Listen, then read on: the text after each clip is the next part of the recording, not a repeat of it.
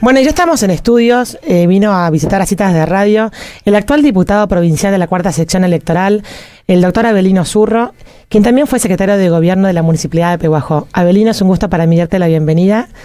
Muchas gracias por acercarte. No, gracias a ustedes, gracias a Elisa, gracias a Catalina, se lo decía fuera de aire, pero se los vuelvo a repetir. Gracias por invitarme, la primera vez que estoy acá, así que bueno, un saludo por supuesto para todos los oyentes que sé que tienen. Bueno, muchas gracias. Bueno, queríamos, estamos a 9 meses de asumir el nuevo gobierno, vos estás en un nuevo rol con una jerarquía distinta, provincial. ¿Qué balance haces en tu trayectoria como diputado provincial legislativamente de cómo se encuentra el Frente para la Victoria trabajando en la legislatura? Bueno, como decís, nos tocó a todos los que nos tocó asumir como diputados. En el caso mío, yo digo que a partir de agosto del año pasado yo tuve una doble responsabilidad. Uh-huh. Yo era secretario de Gobierno de la Municipalidad de Pehuajó, había asumido el 7 de mayo del año 2010 y bueno, el año pasado con la firma de listas me encontré con la responsabilidad primero de ser candidato a diputado provincial y segundo con la responsabilidad que es aún mayor de encabezar la lista del Frente para la Victoria en la cuarta sección electoral. En una contienda electoral, y digo contienda entendido en términos políticos por supuesto, uh-huh. Que fue muy particular para nosotros porque nos encontramos con una derrota electoral en la provincia de Buenos Aires y con una derrota electoral a nivel nacional. Donde la gente de Pehuajó confirmó que Pablo Zurro tenía que seguir siendo el intendente, que es quien lidera el equipo que yo formo parte, y a mí me tocaba en ese contexto asumir como legislador provincial. Digo, de pensar de ser un legislador del oficialismo inmediatamente a ser un legislador de la oposición, en una elección que yo sé que fue absolutamente desgastante para todos los vecinos, pero que para mí tuvo algo de positivo, por lo menos en lo que tiene que ver con las elecciones en la historia reciente. Digo, yo nací con la democracia en el año 84, así que no tengo memoria viva solo por lo que me he informado de otro proceso que no sea la democracia, que tuvo la particularidad de que se discutió todo. Se dijo todo, se discutió todo. Fue, digo, en términos de debate muy importante. Uh-huh. Tuvimos la suerte de tener el primer debate presidencial en la historia de nuestro país, algo que yo creo que a la contienda, repito, en términos políticos electorales le aportó mucho y le agregó mucho.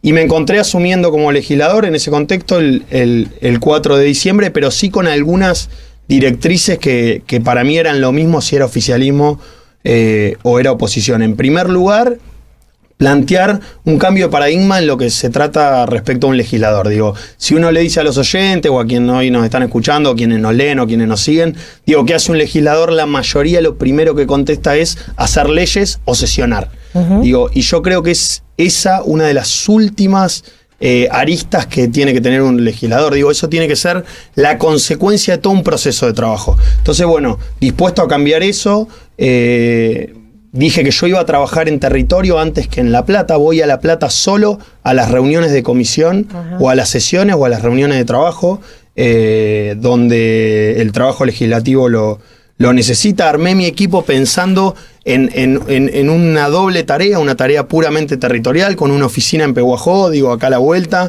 que a mí me permita seguir atendiendo a todos los vecinos, a todas las instituciones con las que ya venía trabajando, y tener una cercanía inmediata a cada uno de los distritos que yo represento. Digo, la cuarta sección es muy grande en territorio, va de Junín a Henderson y de Villegas a Chivilcoy. Entonces yo no entendía que el eje esté en La Plata, sino que el eje tenía que estar en el centro de la cuarta sección electoral. Y en esos términos armé mi equipo de trabajo. Por supuesto, no descuidando lo legislativo, digo, porque es un trabajo muy importante que un legislador nunca puede descuidar. Uh-huh. Y así empezamos. Todos los programas que nosotros creamos, que bueno, ya lo charlaremos en la nota, pero digo, van orientados a un trabajo territorial, el de becas, el de instituciones, el de entrega de subsidios, el de entrega de asistencias deportivas, y por supuesto un equipo legislativo que ha llevado a que presentemos más de un proyecto por semana, no entendiendo la producción legislativa en sí mismo como un fin, porque eso no es para nada positivo, sino como que ese trabajo legislativo tiene que ser la síntesis de todo el trabajo territorial que uno lleva adelante. Abelino, y vos dijiste que te encontraste siendo legislador, esperabas ser legislador oficialista y al final terminaste siendo legislador de la oposición. ¿Le sorprendió el resultado a nivel provincia, a nivel nacional, de Macri y Vidal? Por supuesto que sí, porque si no te diría que nosotros esperábamos que el Frente para la Victoria sea derrotado, y no, y yo entendía que el Frente para la Victoria tenía que seguir conduciendo los destinos del país y los destinos de la provincia de Buenos Aires. ¿Y cuál es la explicación para vos, o si hay alguna autocrítica de qué fue lo que pasó? Es bastante largo el tema, pero claro, muy complejo, digo, pero por ahí para sintetizar. En primer lugar, creo que nosotros teníamos que subsanar algunas cuestiones que por ahí no se subsanaron a tiempo. En segundo lugar, creo que no terminamos de dar la discusión y de explicar a cada vecino, hablo en términos provinciales y nacionales, lo que estaba en juego. En tercer lugar, sin dudas, un blindaje comunicacional que permitió que a través de la estructura de los medios de comunicación no se pongan en discusión ciertas cuestiones. Y mira, esto lo sintetizo con 2 minutos del debate presidencial, que no paro de mirar y mirar, y una vez por ¿Cuál mes, debate? Porque hubo 2 debates. El del Uno que Scioli no estuvo y otro que Scioli estuvo. Y todos nos vamos a acordar de la siguiente escena. Hay una escena donde, Scioli le podía expresar una idea y el presidente Macri contestarla, y Scioli empezó a decir todo lo que iba a suceder cuando Macri asuma como presidente de la Nación. Y Macri le contesta: ¿en qué te han convertido, Daniel? Yo no le voy a sacar los subsidios a la energía, yo no voy a hacer una transferencia de recursos, ningún argentino se va a quedar sin trabajo. Y esos temas no se pusieron en discusión. Lo primero que hizo el presidente de la Nación cuando asumió fue quitarle las retenciones a la minería. Yo ayer lo escuchaba al jefe de gabinete, que es un funcionario del gobierno que escucho bastante porque me parece que transmite bastante lo que piensa el presidente.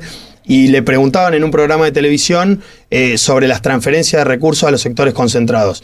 Y el jefe de gabinete, muy hábil, salía contestando de las economías regionales. Pero nadie habla de los 500 millones de dólares que los primeros 20 días de gobierno se transfirieron a la minera. Y para sintetizar tu pregunta, Elisa, fueron muchos factores que se pusieron en juego y que hicieron que la gente apueste por una gobernadora nueva y por un presidente nuevo. Pero no hay que tomarlo a la derrota como un fin en sí mismo. Todo proceso electoral tiene que ser positivo para la construcción de la democracia, y si la gente eligió eso, uno tiene que ser absolutamente respetuoso de lo que eligieron los vecinos. Ahora, esto nos lleva a que uno no pueda, porque muchas veces, y yo tengo una postura bastante crítica al gobierno de la provincia de Buenos Aires y al gobierno nacional en algunos temas, nos tratan o nos tildan de que somos desestabilizadores o que no respetamos la voluntad popular. No, nosotros venimos a plantear una discusión, a mí desde el rol que me toca ocupar, porque si no, ni siquiera estaría cumpliendo la función para lo que me eligió la gente, que es ser diputado de la provincia de Buenos Aires. Y lo más importante, y por eso yo destaco lo que pasó en la elección pasada, es poner los temas en discusión. Después, el poder más grande lo tiene la gente a través del voto. Siempre la gente es la que decide. ¿En qué sentido decís que le dicen que son no me sale la palabra? Desestabilizadores. No, cuando uno plantea una crítica al gobierno, inmediatamente aparece alguien de la coalición de gobierno de Cambiemos y dice, nos tratan del núcleo más duro, del kirchnerismo y de desestabilizadores. Yo no quiero desestabilizar a nadie, yo quiero que el presidente de la Nación gobierne los 4 años para lo que la gente le eligió, y la gobernadora gobierne para los 4 años que la gente le eligió. Ahora, eso de ninguna manera me puede llevar a retrotraerme en mi postura o no plantear las cuestiones que yo creo que están mal, para que la gente sea la que visualice la cuestión. Te pongo un ejemplo concreto que acaba de ocurrir en Pehuajó. Yo, frente al revalúo inmobiliario, podría haber tenido 2 posturas: o quedarme callado la boca o poner en discusión el tema. Y yo elegí ponerlo en discusión, digo, y con infografía y con trabajo, porque detrás de cada declaración o de cada informe o de cada infografía que uno publica, digo, hay todo un equipo que trabaja y que le pone la misma energía que por ahí le ponen los funcionarios de gobierno al trabajo, digo, y eso no es desestabilizador para nada. No, de ninguna todo lo manera. contrario. Entonces, digo, yo no me hago cargo por ahí de lo que hacen otros dirigentes políticos. Yo hablo te iba a preguntar. Tenía una pregunta al respecto. Vos sabés que te quería preguntar cómo te sentís vos con declaraciones como las que puede tener un Delia, que sí tiene ahora una demanda por alterar o llamar a desestabilizar al gobierno. ¿Eso vos cómo lo vís, cómo lo sentís? Porque está dentro del espacio político de ustedes. Mirá, los espacios políticos no son de manera ninguna absolutos ni absolutistas. Digo, que alguien que dice ser parte del Frente para la Victoria haga un comentario, no sé puntualmente a cuál te referís, pero digo, más allá de eso, que alguien haga un comentario que tiende a desestabilizar el gobierno o atacar a la democracia, ataca a todos los argentinos. Digo, una cosa es la crítica que uno puede tener de gestión o de gobierno o de política de mediano plazo o de largo plazo, y otra cosa es llamar a prender fuego a la Casa Rosada. O sea, jamás van a escuchar de mi palabra, así sea quien sea del espacio del Frente para la Victoria, acá el comentario que yo avale eso. De hecho, la propia expresidenta es la que más plantea que hay que discutir los temas que tienen que ver con las políticas públicas del país y, desdice y deshace los comentarios desestabilizadores sobre la gobernadora y sobre el presidente. Volviendo al tema provincia-municipio, estábamos diciendo que bueno, gran parte del votante, muchos de los que han votado al intendente Zurro votaron a Vidal en provincia. Y a veces se generan muchas rispideces entre el municipio y la provincia, con solicitadas, diciendo cambiemos miente o se puede percibir que quizás no hay tanta voluntad de hacer un trabajo en conjunto, que otros intendentes también del mismo color político de ustedes sí se acerca a la provincia. De hecho, ya lo estaba escuchando a Insaurralde en una entrevista, que están trabajando en conjunto con la provincia. De alguna manera, esa situación ríspida o confrontativa entre el municipio y la provincia no es dejar de lado la voluntad popular, porque el mismo que vota al intendente ha votado otro color político en la provincia. Sí, eso está claro. Digo, hay un porcentaje, cuando uno analiza en términos de migración electoral, de acuerdo a cómo se van subiendo en los escalones de las listas, sin duda hay un porcentaje de pehuajenses que eligieron a María Eugenia Vidal. Ahora, también eligieron al intendente, y eligieron al intendente con las posturas que sabe que tiene el intendente y las banderas que sabe que sostiene el intendente, y a nosotros no nos van a ver porque, miren, hay muchos dirigentes, y voy al que citaste, que yo también lo escuché ayer, en la entrevista que le hicieron, y dice, yo quiero que al gobierno le vaya bien, dice Martín Insaurralde. Y la verdad es que yo no estoy de acuerdo con lo que dice Martín Insaurralde. ¿No crees que le vaya bien al gobierno? No, pero desde mi punto de vista. ¿Por qué? Porque yo parto de la base. Yo no digo no quiero que le vaya bien al gobierno. Yo lo que digo es, yo considero que el actual gobierno nacional y provincial está llevando adelante políticas públicas que van en detrimento de los sectores mayoritarios, los sectores trabajadores, de la industria, de los jubilados, de distintos sectores de nuestro país y de nuestra economía. ¿De los jubilados? De los jubilados, con la ley que acaban de Con sacar. la ley que acaban de sancionar, que fíjate que inmediatamente sancionada le tuvieron que salir a poner un parche. Ya parece que los jubilados no van a poder cobrar en septiembre, sino que van a tener que esperar 60 días, y que los sectores medios de los jubilados van a si eligen, mira, están llegando mail de ANSES por estos días, estamos haciendo un trabajo respecto a ese tema, donde le sugieren a cada uno de los jubilados que se acogen al régimen respecto a la ley que se sancionó, que designen un abogado y que ya tienen que optar, ¿no?, entre un sistema u otro. Cuando uno hace el cálculo, todavía no se conocen los números, porque la política pública no se aplicó, sino que está en proceso de aplicación. Cuando uno hace el cálculo, es muy finito qué jubilados van a ser beneficiados y cuáles no. Pero para terminar con la idea, porque es muy importante esto respecto a si al gobierno le tiene que ir bien o al gobierno no le tiene que ir bien. Lo importante es que le vaya bien al país, y yo considero que con las medidas que aplica este gobierno haya muchos sectores que yo, de acuerdo a mi matriz ideológica, quiero que les vaya bien, que no le está yendo bien. Entonces yo de ninguna manera puedo contradecir lo que pienso y decir quiero que este gobierno le vaya bien. Digo, ahí hay un juego, y con esto te prometo, Elisa, que cierro. Se levanta la mano. Te contamos al público acá, levantamos la mano para no interrumpirlo. Vos me trajiste el vaso de agua, así que me indicaste que podía hablar. No, ahí hay también un juego, porque también habría que preguntarle a Insaurralde, ¿cuál es la política pública que hoy está aplicando en Loma de Zamora, financiada por el gobierno nacional o el gobierno provincial? Que nos diga, que nos informe, porque allá en la nota no lo dijo. Pero estamos trabajando en conjunto. ¿En qué? Pero Abelino, ¿puedo hacer un paréntesis Totalmente. dentro de tu argumentación? Me parece que se contradice lo que acabas de decir de que ustedes eligen el juego de la democracia y de respetar las fuerzas políticas. Me parece que hay que hacer como un ejercicio, todos los argentinos, y nos convocamos todos en este llamado, de volver a trabajar en el Contralor de Poderes de una manera constructiva.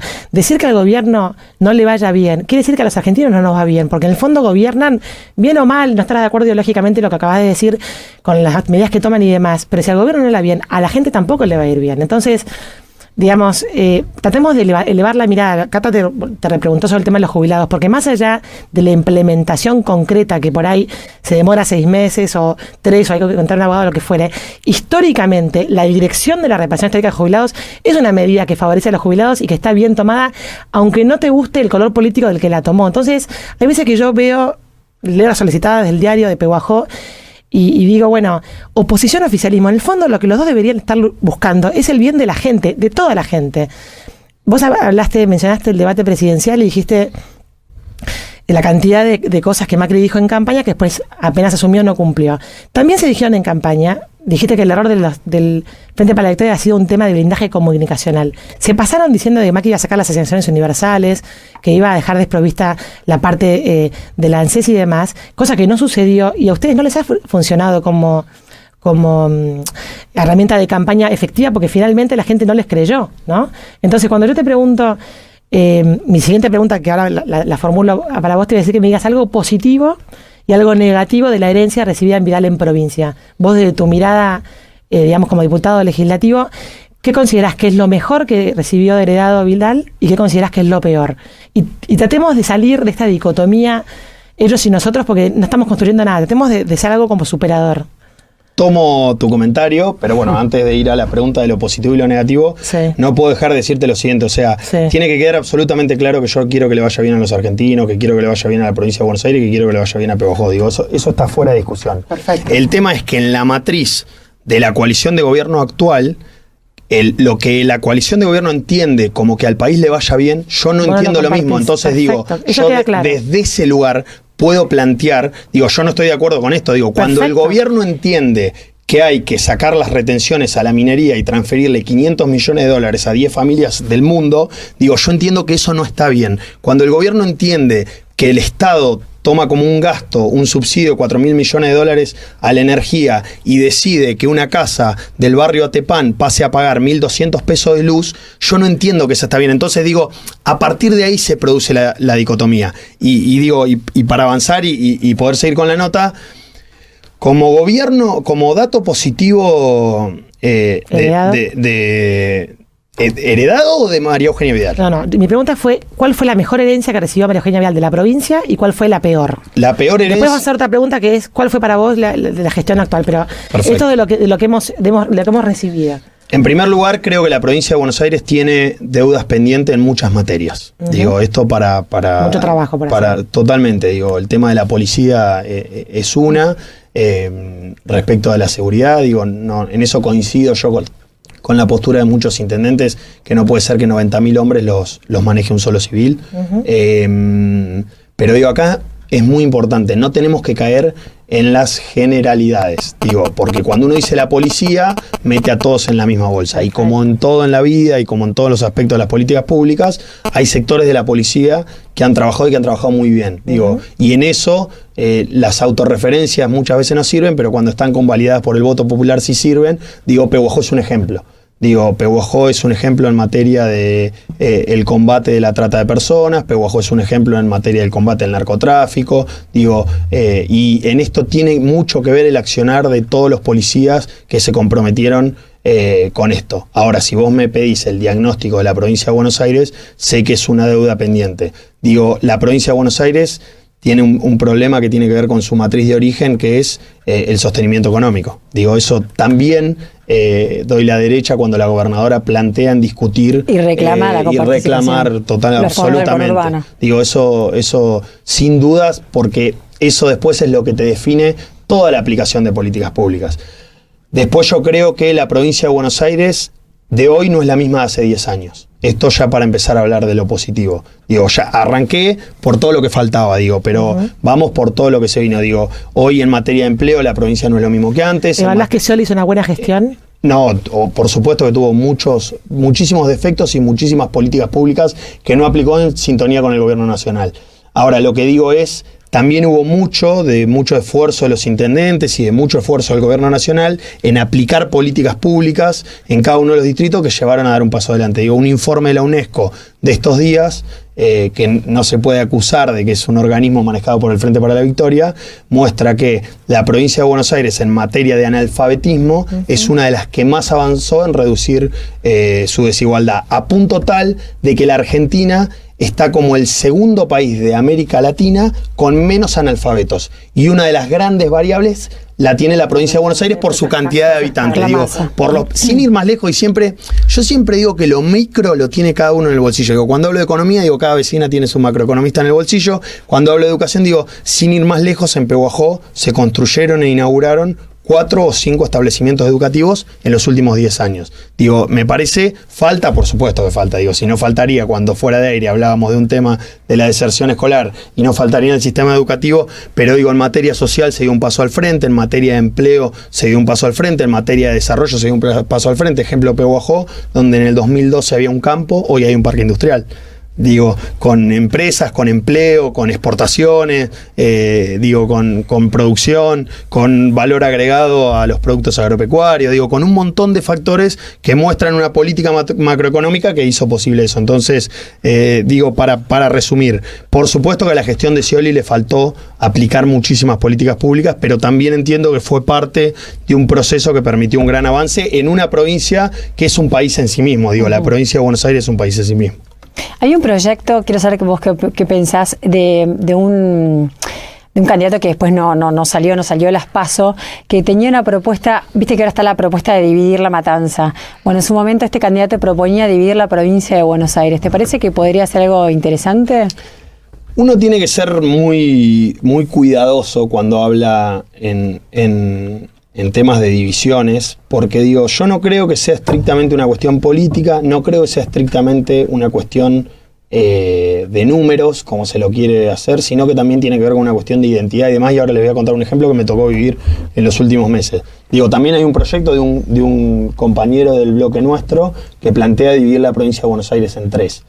Yo entiendo que la provincia de Buenos Aires, no es la misma situación la que puede tener Pehuajó con la que puede tener Lomas de Zamora. Eso son dos realidades absolutamente visible, y no plantea demasiado análisis. Y que probablemente Pehuajó tenga una situación similar a Trenquelauquen, a América, a Deró o hasta Necochea, te diría. Bueno, las secciones, ¿no? Las secciones electorales son... A mí lo que sí me parece importante es pensar en el rol que debe tener el Estado. Esa es la primera discusión que hay que dar antes de la división de la provincia de Buenos Aires, porque depende de la discusión que demos respecto al rol del Estado, es la discusión que tenemos que dar respecto a la división de la provincia de Buenos Aires. Por ahí una descentralización más acabada haría que no fuera necesario dividir territorialmente la provincia, pero bueno, eso. Y acá meto el rol de los municipios. El municipio es un actor fundamental en la estrategia que hay que definir como dentro del rol que debe ocupar el Estado. ¿Y por qué? Y porque el municipio es la primera ventanilla de todos los problemas. Y nosotros lo vimos a diario en la municipalidad de Pehuajó. Totalmente. Al vecino de Pehuajó, la verdad es que muchas veces, vamos a un ejemplo, que por ahí hasta tienen armada la pregunta, el tema del agua potable. El tema del agua potable, el municipio perfecto. Le va a golpear la puerta a la municipalidad, sin saber si la competencia es provincial. El tema de la seguridad. Le van a golpear la puerta. Bueno, pero volvamos al agua potable, por favor. Abelino, contanos, porque nosotros en entrevistas que hemos tenido, no el año pasado, sino el anterior, con el intendente Pablo Zurro, estaba todavía la esperanza de que la millonaria inversión de APSA solucionara el problema definitivamente para los 100 millones, ¿te acordás? Faraónica, habíamos usado la palabra faraónica, de eso me acuerdo en el audio. ¿Qué pasó con esos 100 millones? Sí, corrijo el monto porque digo, cuando uno 110 habla, millones. exacto, cuando uno habla de Sí, números, 10 millones más, 10 millones exacto, menos, parece sí. que... Parece poco, pero es un montón. Nada, yo partiendo de la base que conservo la misma esperanza, digo que teníamos... ¿Te parece que esos 100 millones todavía van a haber resultados aquí en Cuando uno está en el Estado, si tira la toalla, hoy me pasó con un caso puntual a la mañana, si tirás la toalla estando en el Estado, te tenés que ir a tu casa. Entonces digo, bueno, aparte Pehuajó tiene un doble problema. Tiene un problema de cantidad de agua y tiene un problema de calidad de agua. Pero tiene un problema muy grande, que es que nosotros no tenemos recurso propio. Si Pehuajó tuviera recurso propio... ¿A qué llamas recurso propio? ¿Agua? Agua. A un exacto, pozo donde sacar. Para no depender... ¿Qué pasó con el pozo de...? Había un estudio de Sí, modificación. pero hubo un estudio pero se determinó que no. Exacto, se determinó que no era factible a largo plazo para poder, porque Alimentar, construir un acueducto... Pero perdóname, Entonces, Belino, perdóname. Estos 110 millones eran ahora para, supuestamente, desde 9 de julio para acá, ¿no? Exacto. Yo conozco un productor que tiene un campo inundado con agua dulce de las roturas de los caños que pasan por su campo. no hay que transitar la ruta 5 para ver la Exactamente. distinta Esos rotura. 110 millones, ¿a dónde fueron? Hubo una obra que ejecutó la provincia de Buenos Aires y acá sí quiero ser muy claro, diciendo, nosotros no le sacamos el cuerpo al tema del agua, pero al no tener recursos, lamentablemente, porque nos gustaría que la solución sea otra, como en otros casos ha sido otra y hemos tomado la rienda de la solución, Pehuajó está en este tema, tiene que darse una discusión y una política a largo plazo respecto a cómo lo vamos a resolver, porque ABSA fue el que decidió, la municipalidad ni licitó la obra, ni eligió la obra. O sea que eso fue ABSA y ni estudió la obra ABSA y el acueducto 9 de julio Pehuajó era el que iba o que va a traer, porque ahora te voy a contar porque yo todavía mantengo esperanza, que va a traer la solución a los pehuajenses del tema de la cantidad de agua. Sí. Recordemos que Sí, son la calidad, dos variables. Bueno, ahora 9 de julio la calidad, ayer salía en el diario que habían tenido un logro con respecto a la baja de arsénico. Sí, y Pehuajó en eso está bastante bien. Nosotros de la Secretaría de Salud hacemos mensualmente el análisis a través de la Comisión Nacional de Energía Atómica y demás. ¿Por qué digo que mantengo esperanzas? Porque si bien la obra tuvo una demora y la ejecutó la provincia de Buenos Aires y demás, cuando la obra se probó, muchos pehuajenses que nunca habían recibido agua en los últimos 10 años recibieron. Hoy la realidad es que la obra no está en funcionamiento, falta el último tramo, lo que sería la conexión de la obra. Nosotros hemos hecho una presentación que en su momento la publicamos, nos sentamos con el defensor del pueblo para poder llegar nuevamente a las autoridades del agua y nos digan, bueno, queremos saber qué se va a hacer con la obra, cómo se va a terminar, dentro de la auditar planificación. Estos 110 exactamente, millones. si la obra está hecha, si la obra, ABSA dice hoy, con la conducción de ABSA, que designó la gobernadora, y el aumento que ya llegó. El aumento que ya llegó, con la condición actual de la provincia de Buenos Aires, que está preparando el informe para contarnos a todos los pehuajenses ¿Qué pasó? Cómo van a seguir con la obra, qué pasó y en qué materia de ejecución está. Estamos absolutamente expectantes de eso en materia legislativa, porque esta es una discusión que estamos dando en la Cámara de Diputados de la provincia de Buenos Aires. Después hay un tema de gestión, no solo queremos que nos cuentes qué pasó, sino que contanos cómo la vamos a terminar, cómo se va a terminar. Pero salió el tema del agua porque yo decía, el vecino es, y para cerrar el tema de división y una pequeña anécdota, el vecino es el que termina golpeando siempre la puerta del municipio independientemente de cuál sea el problema. Y respecto a la división, a mí me acaba de tocar vivir la experiencia de Lima. Yo en la Cámara de Diputados formo parte de la Comisión de Asuntos del Interior. Y nos tocó recibir el proyecto de ley de división de Lima de Zárate. Y ahí es donde yo me di cuenta, porque me tocó estudiar el tema, que no todos los casos son iguales. No puede haber una ley que diga este sí, este no, porque no todos los casos son iguales. ¿Y por qué? Porque fuimos a Lima, visité Lima, recorrí las instituciones de Lima, recurrí a las empresas de Lima, me reuní con los vecinos, charlé. Lima en su identidad, con un ejemplo para tratar de graficar, los chicos del jardín ya ponen en los cartelitos, vieron que hacen para los distintos, autonomía de Lima, ya hay hasta no solo un análisis económico de la justificación de por qué Lima tiene que separarse de Zárate, sino que hay un trabajo de identidad en la gente. Exacto. Entonces no puede tratarse a todos los casos por igual. No creo que sea igual el caso de Lima que de La Matanza. Entonces los dirigentes políticos que tenemos el rol de frenar o empujar esas cosas, tenemos que tener la responsabilidad de ver esto. Si nosotros queremos tratar a todos los ejemplos, como tabicarlo y en el marco de una ley objetiva, vamos a llegar a resultados desastrosos.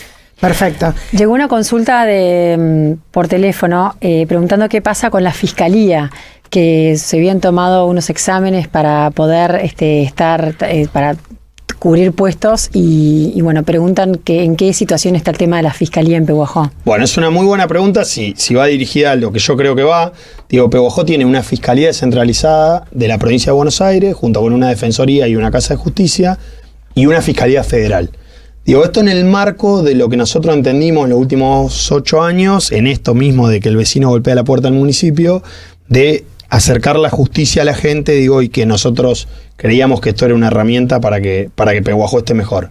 En ese sentido, Pablo gestionó una segunda fiscalía que fue creada por una ley provincial, que se concursaron, que rindieron, y hace pocos días el pliego de quien va a ser el fiscal federal, salvo que se tome una decisión contraria, fue tratado en el Senado de la provincia de Buenos Aires. Entonces está súper avanzado, digo, ya está en proceso de designación el fiscal, y a partir de ahí van a salir las designaciones del fiscal, que tiene una particularidad muy linda para los pehuajenses. Esto es una de las pocas fiscalías de la provincia de Buenos Aires que, sin tener designado su fiscal, tiene el edificio absolutamente terminado. Sí, claro. Digo, exactamente. Claro. Está la llave para que el fiscal que venga tome posesión de la fiscalía y empiece a trabajar. Cuando el problema de infraestructura en la justicia es un tema recurrente, digo, y esto porque había una decisión política del intendente Pablo Zurro de acercar la justicia a la gente. Digo, todo lo que se ve en la Quinta de los Amigos respecto a la justicia fue financiado por la Municipalidad de Pehuajó. Digo, la provincia de Buenos Aires,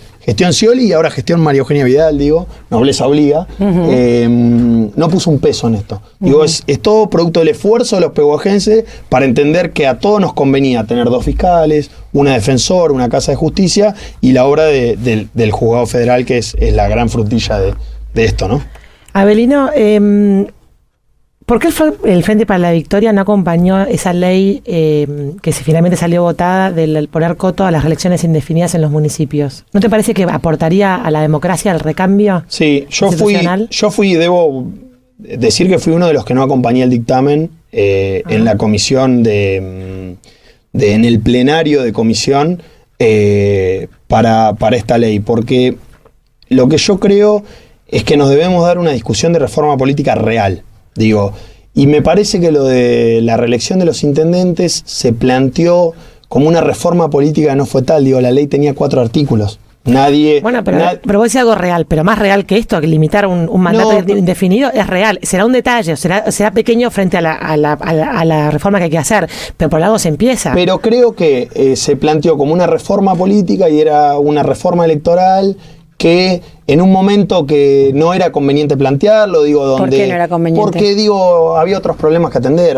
Yo te puedo asegurar que vos a 100 personas de Pehuajó le preguntás si los intendentes tienen mandato reelección indefinida o no, y el 98% de la gente, la verdad es que hoy no le interesa. Digo, hay otras necesidades que atender en este momento. Pero eso llevó mucho tiempo. Y lo que sí entiendo es que hay que darse una discusión de reforma política real. Perfecto. Digo, y el Frente Renovador planteó esto, y lo digo con conocimiento legislativo del tema, como un toma y daca en las negociaciones políticas de la legislatura. Digo, y eso es lo que a mí me llevó, y aparte del Frente para la Victoria, porque no fue todo, a querer plantear, decir, bueno, si limitamos a los intendentes, limitemos a los diputados. Digo, pero está limitado también. Limitemos a los senadores, demos la discusión sobre el cargo vitalicio de los jueces. Sí, digo, ¿por qué limitar, por ejemplo, a los intendentes y no limitar a los presidentes de los colegios profesionales? Digo, en la matriz de discusión. Está bien, Alino, pero el argumento de que porque no es lo suficientemente profunda, por eso no acompañás, es como que de algún lado se empieza, es como que también es contradictorio, porque en el fondo, bueno, el ideal es que coincido con vos en todo lo que acabas de decir, que se limite todos estos cuerpos legislativos y demás. Ahora, lo que estaba para votar era eso, y el Frente para la Victoria no acompañó. Ahí está el error, no estaba para votar eso. Digo, podríamos haber puesto en discusión todos los temas y no se intentó poner en discusión, digo, ni se abrió debate, se votó en una ley absolutamente express, repito, como un toma y daca de las negociaciones de la legislatura en el ámbito legislativo que corresponde. Digo, no se dio, yo no pude hablar. Por ejemplo, esto que estoy diciendo hoy, no tuve la posibilidad de decirlo en la legislatura de la provincia de Buenos Aires. Por eso digo, me pareció que era una discusión de tipo electoralista y no tipo de reforma política que yo estoy dispuesto a dar. Digo, y después sí vos me podés preguntar, ¿estás de acuerdo o no con la...? Pero digo... ¿Pero por qué una discusión electoralista en un marco que no había elecciones? Esto fue ahora. No, porque digo, el Frente Renovador lo mostró una matriz de ganancia en su ámbito legislativo, digo, y no quiso plantear la reforma política real que ellos decían que habían planteado. Digo, de todos modos, entonces, estaban dadas las condiciones como para hacer una reforma política real profunda, siendo que vos decís que por ahí hay otros temas más urgentes. Y digo, si la vamos a empezar, empecémosla de verdad. Si no, digo, no hagamos algo para conformar a nuestros electores y dejarlo de esa manera como la bandera de la reforma Pero política. para mí lo planteás como un detalle, para mí es algo que estructuralmente cambia mucho la cosa, porque todos conocemos que lo que pasa en los pueblos del interior, en los municipios, es que los intendentes realmente no forman gente abajo de ellos y terminan enquistándose en los cargos, y eso atenta contra la democracia también. Es algo sano que para mí oxigenaría. Tenemos una deuda pendiente los argentinos en nuestra calidad institucional. ¿Estamos de acuerdo? Y creo que este tipo de ley votada, por lo menos va en la dirección correcta.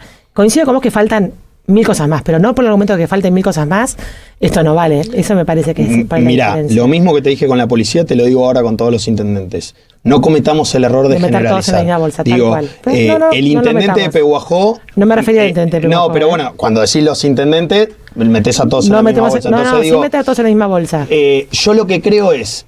Acordate lo que te digo hoy, si no discutimos otros temas, esto no llega a ningún resultado. Digo, en términos de renovación política, digo, lo que importa es otra cosa. Estamos poniendo un forceps a un sistema que hay que dar una discusión real.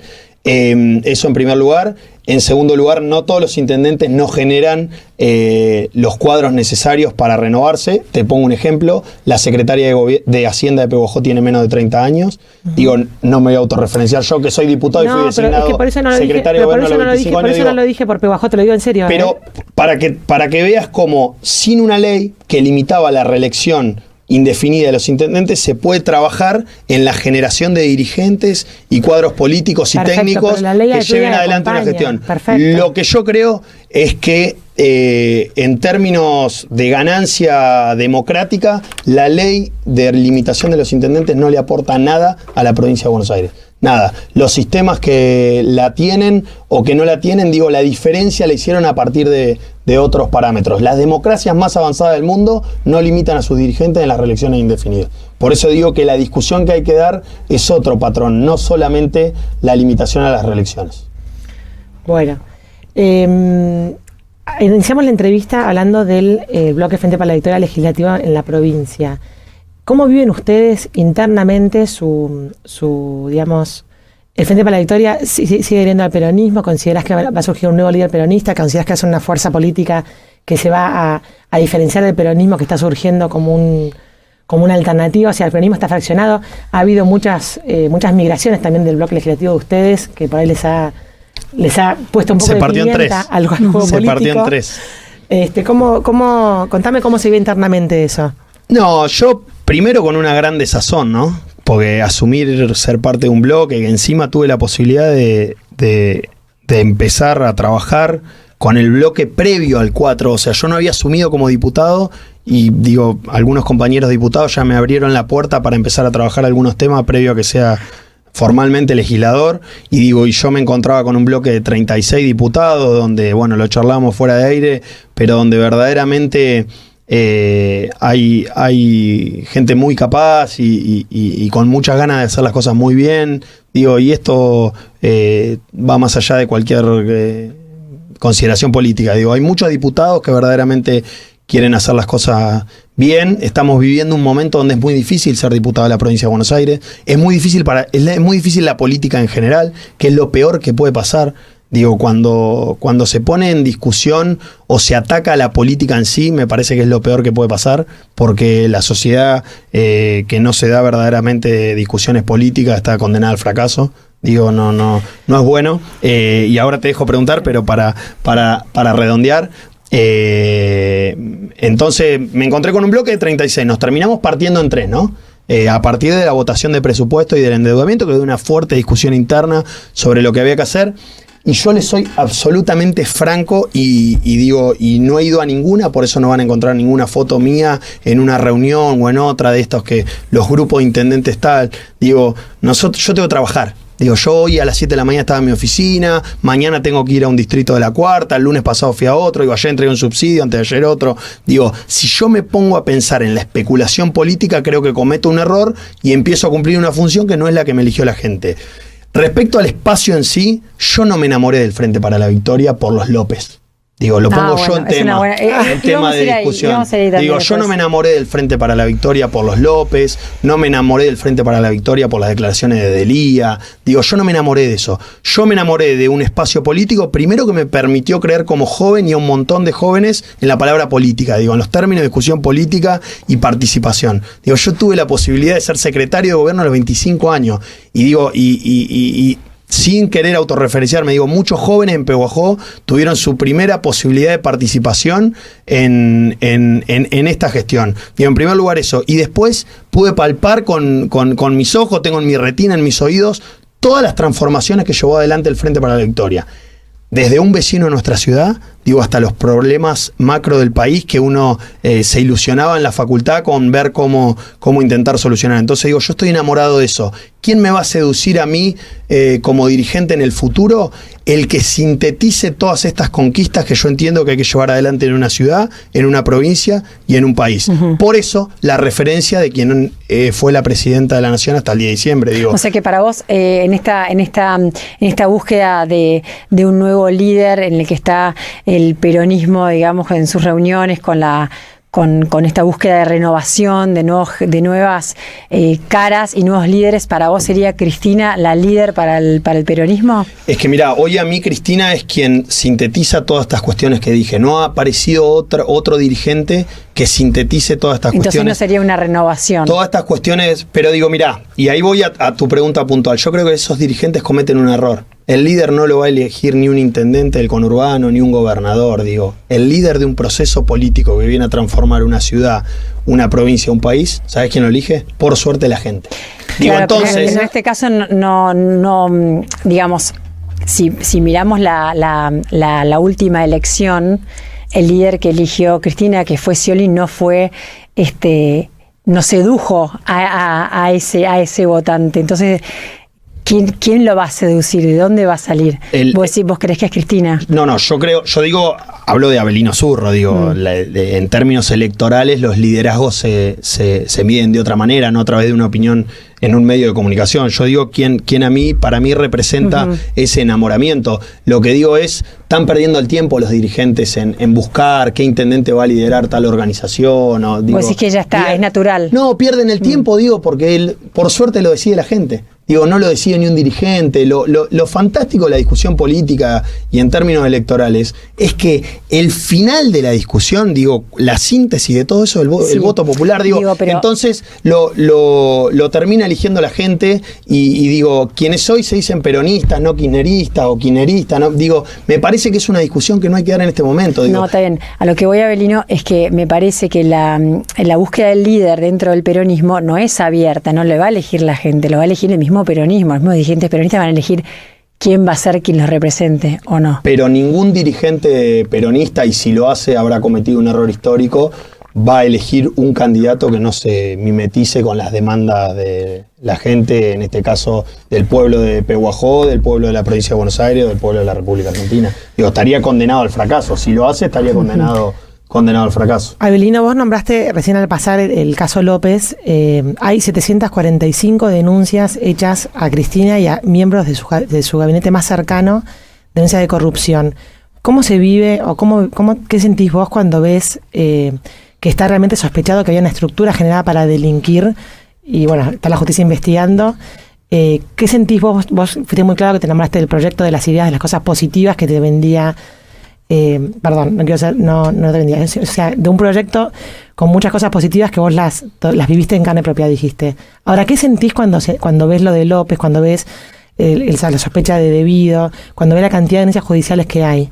En primer lugar, decir que, digo, la pertenencia a un espacio político no hace absolutismo, digo. Que López haya sido el secretario de Obras Públicas del Frente para la Victoria no pone un escudo a que yo pueda decir que si López hizo uso del Estado para beneficio personal, está bien que la justicia no solo investigue, sino que lo condene, ¿no? Sí. Entonces, digo, en eso yo no soy absolutista para nada, todo lo contrario. Digo, eso lo que tiene que hacer es que el espacio se fortalezca, digo, porque está bien que si alguien le robó al Estado, tiene que ir preso. ¿Te parece que López actúa solo? Eso no hay tutía. digo, yo te digo desde lo que puedo ver desde el lugar que ocupo o que ocupé. Yo soy un funcionario que hoy tengo un excelente sueldo, tengo un excelente salario, me permite vivir muy bien. Digo, no me estoy haciendo una casa con un crédito hipotecario, digo, no tengo departamento en Punta del Este como dicen, no tengo miles de hectáreas en ninguna provincia como dicen, y sin embargo lo dicen. Digo, y yo asumí el 7 de mayo del 2010 y hoy es 8 de septiembre del 2016, y ¿sabes cuántas denuncias de corrupción tuve? Ninguna. Digo, no hay un fiscal que me haya pedido nada, y que si me lo pide, estoy por supuesto a disposición. Y lo mismo el intendente, digo, nosotros ejecutamos 1.900 millones de pesos en 8 años. Digo, es muchísimo dinero. Digo, no entra ni siquiera en la imaginación del funcionario que tuvo la posibilidad de ejecutar. Digo, y Pablo, del 10 de diciembre del 2007 para acá, ¿sabes cuánta denuncia de corrupción tuvo? Ninguna. Digo, el intendente no tiene. Entonces, digo, frente a esto, uno se tiene que tomar algunas cosas con muchísima responsabilidad, y acá creo que hay un defecto muy grande de todos los dirigentes políticos, porque cuando tratan de ensuciar a la política toda, diciendo, por ejemplo, que alguien que fue secretario de gobierno tiene departamento en Punta del Este, no me alcanzaría todos los sueldos que cobré para comprarme uno, digo, ensucian a la política en sí, y ya hice una reflexión respecto al tema. Eso en primer punto. Después, la justicia tiene que investigar, si alguien cometió un delito lo tiene que pagar, por supuesto. Yo ya expresé de lo que me enamoré del Frente para la Victoria, y después sí, de esto estoy absolutamente convencido, no hay un trato ecuánime respecto a quiénes son los actores denunciados de corrupción. Digo, por eso dije, antes que nada, y lo dije yo sin que ustedes me lo pregunten, dije lo de López, para que nadie crea que yo puedo estar poniéndome en una postura defensiva de un funcionario puntual. Digo, los funcionarios pasan. Digo, a mí lo que me importa es la verdadera transformación, porque creo en la política como herramienta de transformación. Digo, ¿qué hubiera pasado si quien era presidenta de la Nación hasta el 10 de diciembre se le encontraba una sociedad offshore en las Bahamas que primero salió a reconocer públicamente que no tenía movimiento y después tuvo que salir a desdecirse? O si el presidente del Banco Nación de la gestión anterior, libremente en un programa de televisión que ven todas las señoras de nuestro país, decía que tenía 80 millones de pesos en el exterior y que no los iba a traer al país por seguridad de sus hijos. Digo, entonces, frente a esto hay que ser muy cauteloso en el tratamiento de los temas y aplicar la misma vara para las mismas situaciones. Para sintetizar, yo soy absolutamente, tengo la idea de condenar todos los actos de corrupción en el Estado. Perfecto. Digo, cada acto de la misma manera que ni vos ni Pablo Jayarzuru tienen denuncias por corrupción, ¿no? Con esa cantidad ejecutada que ustedes han nombrado. Entonces, de la misma manera que ustedes, como dijeron, ejecutaron todo de una manera transparente y sin corrupción, no tienen caso de corrupción, las 745 causas de corrupción, algún lado, en alguna prueba podría haber. No quiero entrar en chicanas ni en menudencia. Lo que quiero decir es, mi pregunta apuntaba a vos, ¿no? ¿Cómo te sentías vos cuando se empieza a descubrir de que quizás había estructuras armadas para delinquir, que el día de mañana la justicia por ahí determina que no era así y será sobreseído, y por ahí termina que sí era así y vendrán en cara los López y quienes trabajaban con López y los jefes de López, ¿no? Entonces, la misma justicia que ustedes no tienen ninguna causa de corrupción y que tienen 700 causas de corrupción es la misma. Entonces, ¿cómo te sentís vos dentro de tu espacio político? ¿Realmente no pensás que hay ninguna causa de corrupción de todas estas? Fíjate que arranqué hablando de lo de López. Digo, cuando sí, pero López parecía un soldado menor. Pero para hablar en general, cuando yo veo que un secretario de Obras Públicas anda a las 2 de la mañana con bolsos con 9 millones de dólares, por supuesto que me produce, creo que hasta la palabra es asco. Es un profundo rechazo, una palabra que trataría de sintetizar, una situación que hasta te agarra algo en el pecho. Ese día justo nos tocó viajar, y uno va hablando con los vecinos y con los que sale de Pehuajó y con se encuentra en la estación de servicio de Chivilcoy, y la verdad es que produce un enorme rechazo. En el caso puntual, ¿cuál es mi actitud? Primero, de rechazo; segundo, de repudio; y tercero, de un enorme esfuerzo para que podamos creer todos, porque acá hay generaciones enteras que todavía le falta vivir el país, que hay una manera de hacer política que no tiene que ver con eso, y la medida del intendente de la semana, la medida del intendente de hace 15 días también tiene que ver con poner en evidencia eso. La de la auditoría. Cuando nosotros planteamos solicitarle, porque esa fue la palabra, a todos los ministerios que nos vengan a auditar, y que está absolutamente todo abierto, de acuerdo al área de interés de cada uno de los ministerios.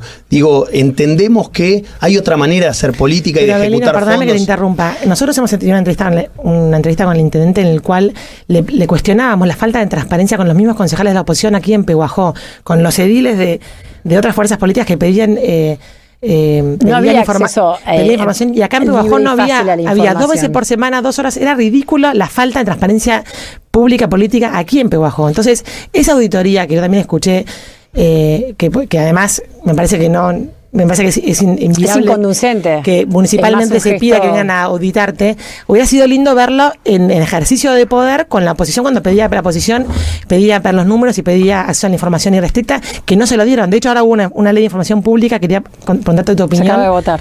Y se nos acaba el tiempo de la entrevista, así que casi que te vamos a volver a convocar. Pero esa actitud de apertura y transparencia y números claros no fue la actitud con la cual ha gobernado el Frente para la Victoria de este país. De hecho, es uno de los cambios que yo creo que la gente ha pedido en la urna.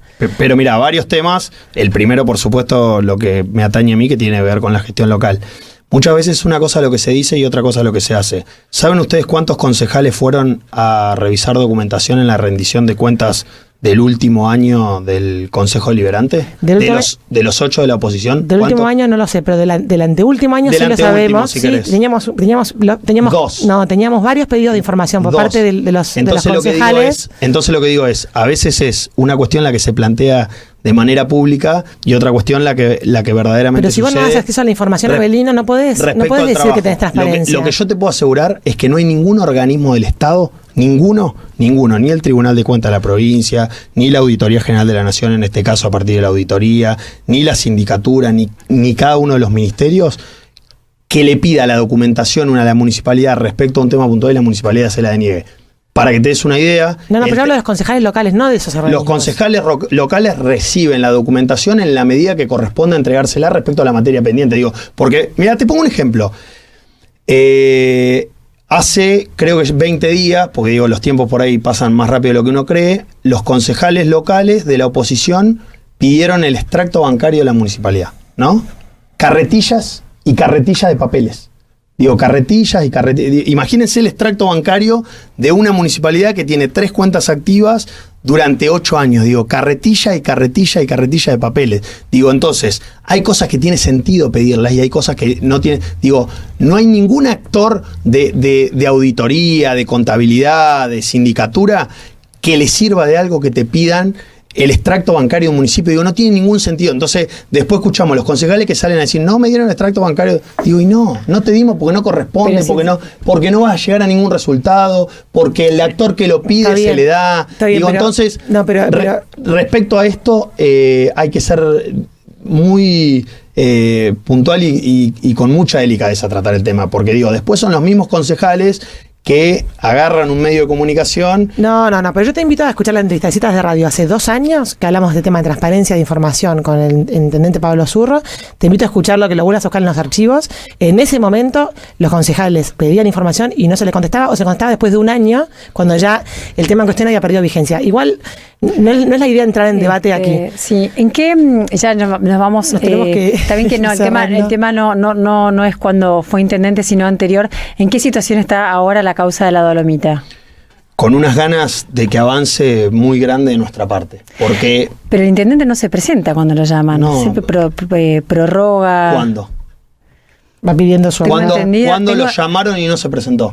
No, pero ha planteado recursos anteriores. Nada, ninguno. Todas son medidas... Miren, les voy a contar, y después por supuesto que permito que me repregunten, de manera muy sintética, la causa a la que ustedes se refieren. En primer lugar, es una causa que Pablo no era intendente, era secretario de servicio. Por eso dije que era anterior de su intendencia. No ordenaba pagos, no realizaba órdenes de compra, no firmaba permisos para que sean abonados los pagos. Eso es muy importante, en lo que tiene que ver con lo que se lo acusa. Segundo, es una causa que ya tiene 11 años y que todavía no fue elevada a juicio oral.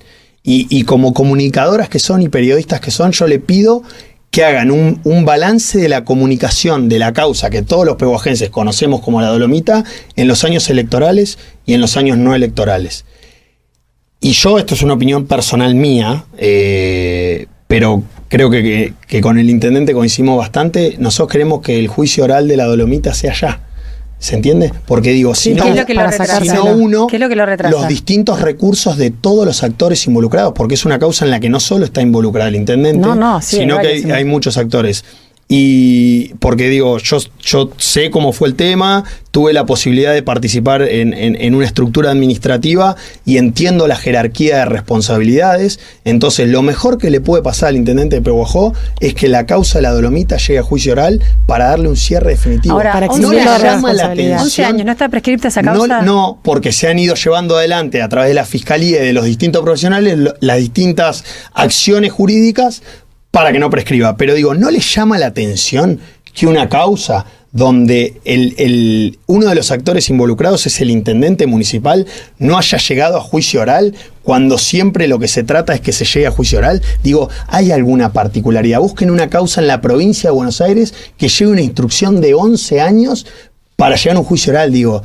Entonces, lo que yo espero, deseo y verdaderamente defiendo es que la justicia avance todo lo que tenga que avanzar, condene a los que tenga que condenar, si hay que condenar a alguien y si hay alguien que cometió un error, y verdaderamente se sepan los responsables, porque el más perjudicado de que no se llegue a juicio oral es el intendente municipal. Por esto que yo les planteo, en cada año electoral salimos a hablar del tema de la Dolomita. Después nos olvidamos, y así pasó en el 2007, pasó en el 2009, pasó en el 2011, pasó en el 2013, pasó en el 2015, y les aseguro hoy que va a volver a pasar con solicitadas y declaraciones de concejales. Ojalá que no. Digo, yo soy uno de los que quiero que no prescriba. Bueno, digo, en verdad, a todos nos haría muy bien saber qué pasó y quién está involucrado y quién no. Totalmente. ¿No? Estamos todos esperando ese, que realmente entonces, salga el... cuando uno ve que en una etapa de instrucción penal preparatoria una causa lleva 11 años, digo, a mí de mínima me llama la atención. Bueno, saludos de Víctor Hugo Bravo y de Marcelo Gutiérrez. Muchas gracias. Diputado Avelino, muchas gracias por acercarte a citas de radio. No, yo tengo una última pregunta que me dijeron que la tengo que hacer. La tengo que hacer. ¿Bilardo o Menotti? No, Bilardo. Me dijeron que ibas a decir eso también. Bilardo. Bueno, muchas gracias. No, gracias a ustedes. Esta fue una entrevista con el diputado Avelino Zurro. Estamos muy agradecidas que haya venido a conversar con nosotros. Seguimos con el resto del programa. Quédate con nosotros que viene la cita clásica. Bueno, muy bien.